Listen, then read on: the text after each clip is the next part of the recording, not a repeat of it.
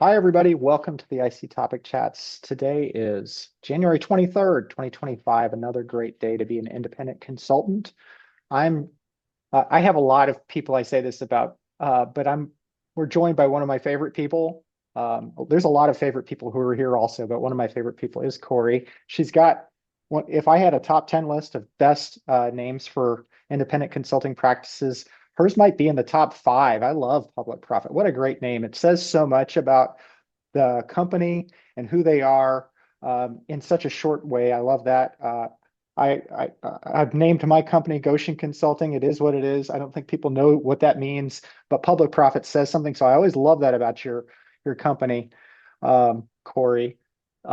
Today, she's actually coming to join us and talk to us about developing client guides as business development tools. But you know what? I'm not going to go too far into this. Corey and I go pretty far back, and she's been a great resource to me as I've continued to grow my little consulting firm, our little consulting firm. And but with that, Corey, take it away. We're glad to have you here. We can't wait to hear what you have to say. Thank you so much, Matt. And I'm really thrilled to be here with you all today. Thanks again for joining us. Just to start off, I'm so grateful to Matt and the other organizers of this gathering. Friends in other fields don't believe me when I talk about how collaborative and collegial evaluators are, and especially independent consultants. And so just really grateful to be part of this professional community. I founded Public Profit a little over 17 years ago, which feels like the blink of an eye and a very, very, very long time. Like everybody on this call, we are an evaluation consulting company. We do evaluation, a lot of evaluation capacity building, what we call strategic program design, which is sort of in the middle place between evaluation, strategy, and program design, which is why we put those words together, as well, of course, as data management, data visualization. My roots are in informal education, so really hands-on kind of science, technology, engineering, STEM kinds of learning experiences. And that's actually really had a huge influence on our practice as evaluators. We really strongly believe that as evaluators, we need to be good facilitators, good trainers, good teachers, so that the clients that we're working with can actually understand, use, work with, engage with our data. And that'll show up in just a little bit as I share some of the things that we've learned around creating guides as a business development strategy. We are 17 years old and currently have 17 staff, including myself. We're based in beautiful Oakland, California, in the unceded territory of the Ohlone people. See several fellow Bay Area friends here today. Glad to be with you. So you'll see me looking off to the side just a little bit because I got my notes. It's not my shopping list or anything. Just want to make sure that I'm sharing the right things. And one of the big learning curves for me over the last years has been really finding my way as a salesperson. As independent consultants, for most of us, sales is a big part of our work. And for most of us, it feels pretty uncomfortable, pretty strange. And one of my mentors and coaches shared with me years ago that one of the reasons that that's true is because in general, people are going to buy when they're ready to buy. And many of the gross practices that we associate with sales is trying to make people ready to buy when they're not ready to buy. So that buy one, get one free, limited time offer, all of those sorts of things that many of us kind of feel gross about, and rightfully so, are really trying to disrupt that. And so a lot of the learnings that I've been doing as the lead for sales, as the lead for external relations for our team, have been really finding my own way as a salesperson. And I've been incredibly influenced by the work of Michael Port, who I learned about from Tamara Hamai. Many of you might know Tamara. He wrote a book called Book Yourself Solid several years ago. And one of the core principles there is that for those of us who don't want to be pressuring people into buying before they're ready to buy, what we can do is be the person, the organization that is top of mind when someone is ready to buy. And that was just a huge bell ringer for me. That was like, oh, great. Yes, I can think about how to do that. I want public profit to be the team, the organization that clients in philanthropy, nonprofit, school districts, city funders, our focal audiences think of when they're ready to buy evaluation capacity building services. And so one of the things that Michael Port shares, and I'll share with you here on the screen, is this idea of a business funnel. And this is something I just pulled up from the internet. It is not related to evaluation at all. So take this with some sprinkles of salt. But what they talk about is this idea that your prospective clients are essentially going through a set of stages.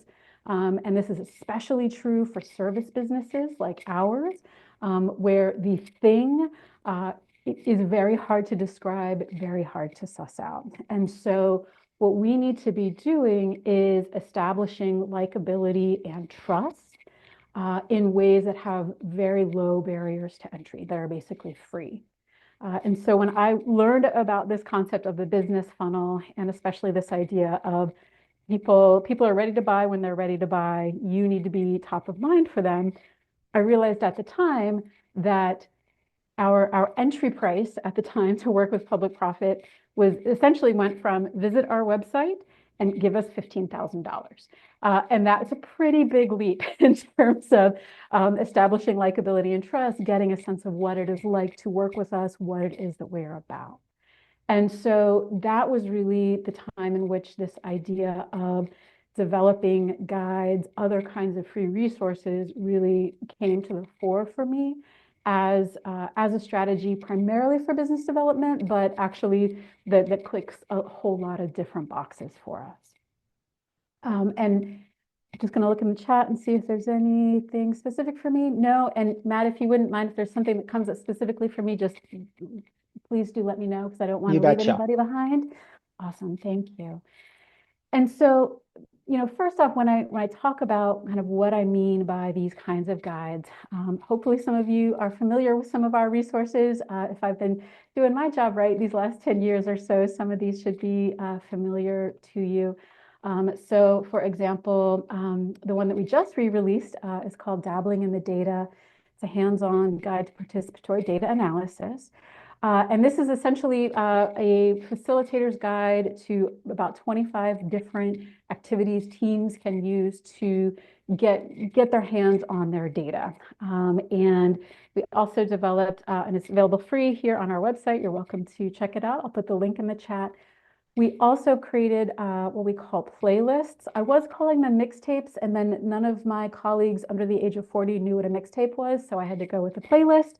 And these are kind of suggestions for ways to combine the different dabbling in the data activities. And you can see we've got one around getting comfortable with data, collecting qualitative insights on quantitative data, and so forth. Again, all available free on our website. Another one of the examples of a client guide that we've developed, which we did in collaboration with a group called SparkDecks, is actually a card deck, a real life card deck called Everyday Continuous Quality Improvement. And that this has 52 way to think of 52 different ways for mission-driven organizations to engage in continuous quality improvement using data. And so those are just two examples. This guy is not free, but we do have kind of variations of this one that are free. The CQI guide, dabbling is free, as is everything else in our toolkit, which I know Matt had sent around a link to.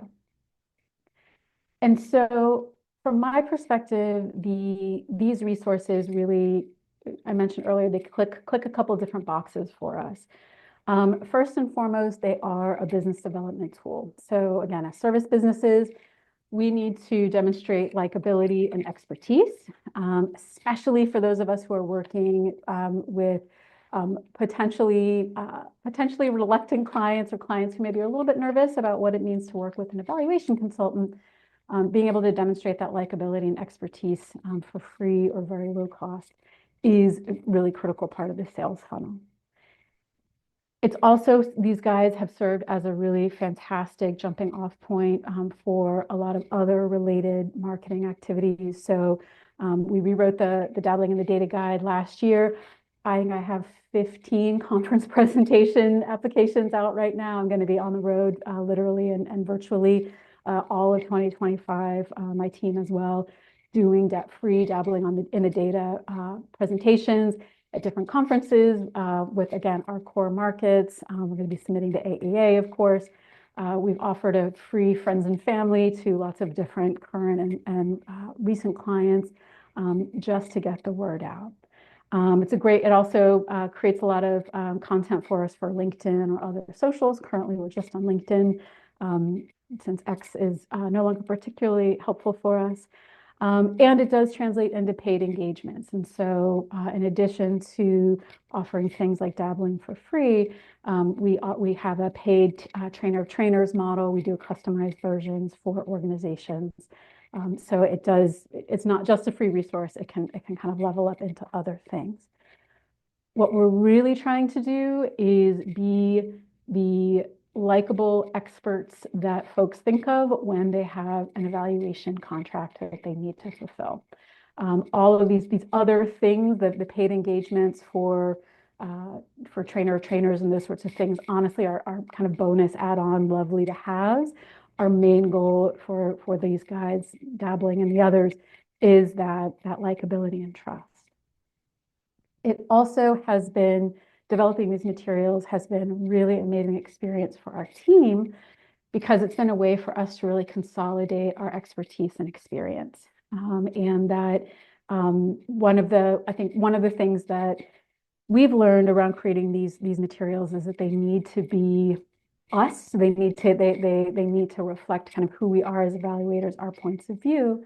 So for example, dabbling in the data really came from a lot of the different activities that we were learning, we were developing, because when we would proudly show up with our SPSS output, with our correlation matrices and our R-squared values, our clients would be like, what the actual hell are you talking about? Please go away. What is happening? And we realized, yeah, of course, we're the ones who are supposed to get excited about the correlation matrices. How do we translate this into real actionable information? And so it really started as writing up stuff for ourselves to reuse in our own paid engagements and then turned into the dabbling guide. So that's been something that's been really wonderful for us, for our multiple members of our team to have a chance to contribute ideas, perspectives, edits, all different sorts of ways to these different guides that, again, are really very us, that feel very much like our point of view as evaluators, as consultants. It also has been a really helpful, for those who are familiar with the concept of a skunk works project, which is like the thing you work on when you're not doing your paid work and you need to, not quite need to fill your time, but need something else to do. Like all of you, we have ups and downs in our project portfolio, especially now that we're a fairly large team. And so the early versions of our guides really came from both this idea of wanting to write down some of the things that we loved to do, but also because I had folks who needed things to do. And so that continues to be a pattern for us, that we have essentially a running list of ideas of things we either want to refresh or create. And so when someone has a gap in their schedule, a roomy amount of time, many hours, many days, we've got that list ready to go for folks to develop things. I'm going to pause there. I just gave you a whole bunch of information really quickly. And again, super happy to answer questions that you have, to share other examples of guides and other materials that we've developed. But I also would love to hear how you all are using some of these same kinds of principles and ideas in your own work. So maybe we'll start with any clarifying questions or things that folks wanted to know about what I just shared, and then we can hopefully get the conversation going for all of us. For sure. I got a question for you, Corey, with regards to the everything that's you're placed on your website. How carefully are you watching like metrics and seeing the number of downloads? When they go to download it, are you asking for them to complete a form about who they are in case you want to contact them? And is this feed directly into your key performance indicators, or is this just kind of all loose? hey, here's this resource, and then contact, and then people end up contacting you, but I'm just want to get kind of a little more clear on how tightly you're paying attention to these resources you're putting out there as an opportunity for people to get to know your services and then subsequently bring public profit on as a consultant. Yeah, great question. And this was something that we really grappled with when we redid our website a little while ago. If anybody needs an amazing combination, graphic designer, website designer, marketer, Woods Creative is amazing.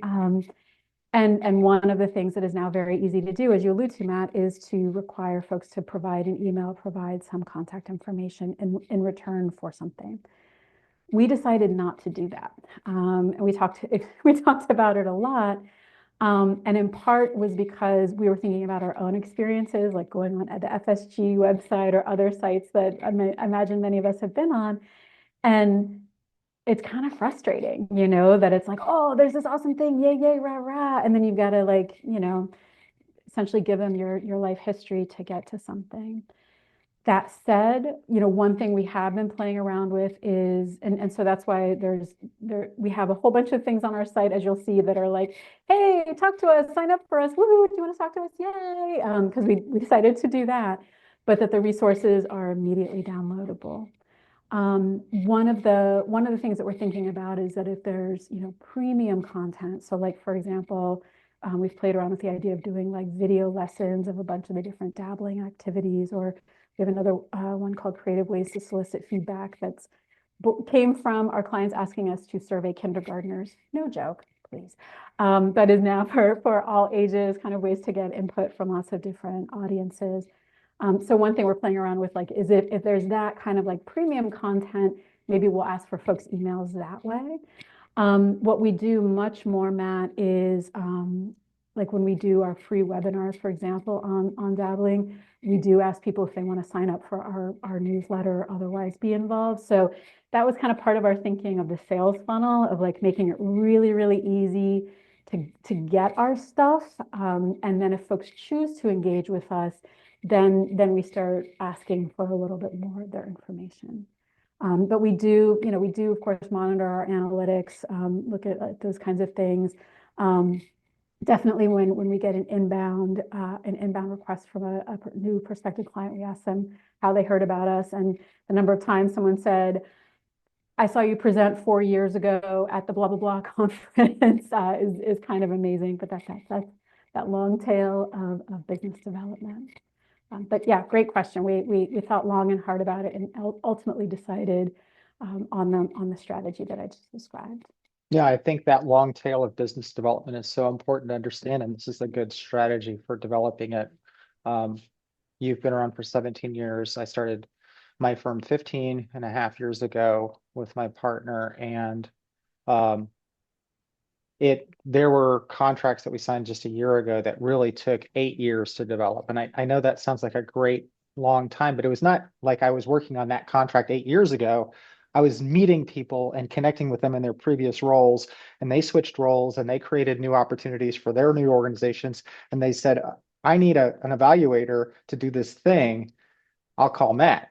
And then, Yeah. and it became that, but that's really, I mean, there's a long tail to a lot of these types of things, that there are things I put in place years ago that I won't see fruition. It won't come to fruition for years to come still. And it's just it's an amazing thing to think about how these things develop.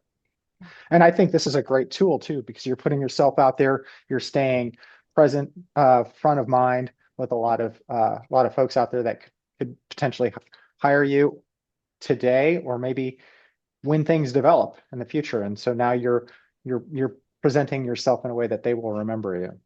Yeah, absolutely. And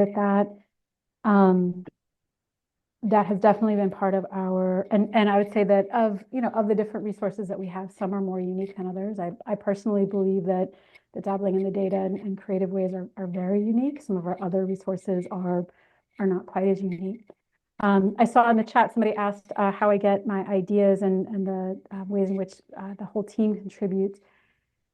Honestly, I think some of our best guides have been from pain points in our consulting life. And so, for example, as I mentioned, dabbling in the data is because we were building our own internal list of these very facilitated, hands-on, participatory ways to look at data, because our clients did not want to, to engage with data in the way that we were all trained to in grad school. Rightfully so, right? That's not what they're doing in their daily lives. So it was really from a not quite a pain point, but something that we were seeing as a differentiator, something we were doing that we were really proud of and was really effective. The other way that we get ideas is I get mad about things and then we make resources about it. So I saw, thank you again, somebody linked years back, we put together a resource called Your RFP for Evaluation Services is Terrible, because there was an RFP that I had been waiting for like months, and it was like my dream project. And y'all, I still get mad. And this was years back. I still get like real angry about how bad this RFP was. And so I literally was like, I'm going to, see what I can do to salvage the situation with this particular prospective client. And how can we make this into a resource? How can we communicate with other folks? Because I don't think they set out to write a horrible evaluation services RFP. Boy, did they knock it out of the park in doing that. And so we put that together as a resource. So, joking aside, those are truly some of the ways in which I think about what is a resource, especially that kind of reflects who public profit is, what we're about. And some of our resources have been directly created by my colleagues. And so, for example, I'll share with you one of my favorites that's around sharing data with your community. This was something that was a real passion project for a few of my colleagues who had been working with really small community-based organizations that wanted to create that kind of feedback loop. And the organizations were really grappling with how to do that. How do you decide from all the different data that's available, what to do with it, how to share it? So they put together a really terrific resource and an accompanying webinar. So it definitely is, the ideas come from a lot of different places. Generally speaking, I've been kind of point guard for the development and finalization of the different resources, since that's such a big part of my role. But definitely, I don't have the market on good resource ideas at Public Profit. It has been a collaborative experience. Emma, I see your hands raised. Yeah, thanks, Corey. I was just wondering if you could talk a little bit more about strategies you've used to get these awesome guides into the hands or in front of the people you're intending them for or potential clients. Yeah.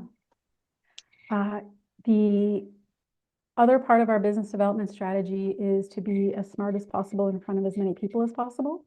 And so for me, and I would say that each organization, each leader has a very different perspective on this. And that I think is a big part of finding your way as an independent consultant, is finding what works well for you.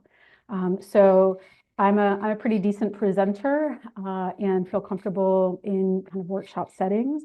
And so conference presentations, invited speaking engagements is one of our main ways of getting resources out there. And so we have been building, we started years ago, this time of year, there'll be posted lists on different nonprofit websites of like the 30 best nonprofit conferences in the United States. And so we just started building a list that we've had for years and years that we just submit conference proposals to, especially if it's virtual, especially if it's somewhere near us. The real dream is if a client pays us to go, and then we can, do a presentation there. We also co-sponsor a lot of webinars. So whether things we're sponsoring ourselves or with like today or with other TIGs. So that has been a big part. We also share the resources with our existing clients, and that has definitely, as we've grown over time, has been really key to our sustained growth. And as Matt mentioned, people go to different organizations and take them with you. That is one of the best ways to expand your portfolio, is with those individual relationships. And so, for example, we incorporate the dabbling in the data activities, the creative ways to solicit feedback activities into our paid work. And then we'll share those resources with folks. So It's a little like being a proud parent and like shoving the picture of your baby in people's faces all the time of just like, hey, look at this thing, look at this thing. Most people are polite enough to say, oh, that's great. And then every once in a while, you know, it'll hit. And again, that kind of approach suits me really well, plays to a lot of my strengths, plays to a lot of the strengths of members of the team. Other folks may do it differently. So like I know some people do, you know, like Anne publishes books, other folks do academic journals, you know, there's lots of different ways to do it. I would say play to your strengths, play to the thing that you can keep up, because it is a very long game. Did that All answer right, your question, Emma? Awesome. Oh, Matt, go ahead, please. before we go on to Gina, I know a lot of people like to talk, but they wait till we're done with the recording. So I'm going to stop the recording so we can just encourage a free flow of ideas here. And we'll go to Gina right after this. So everybody on YouTube, we'll see y'all later. Come join us in person. Everybody else who's live here, stick around.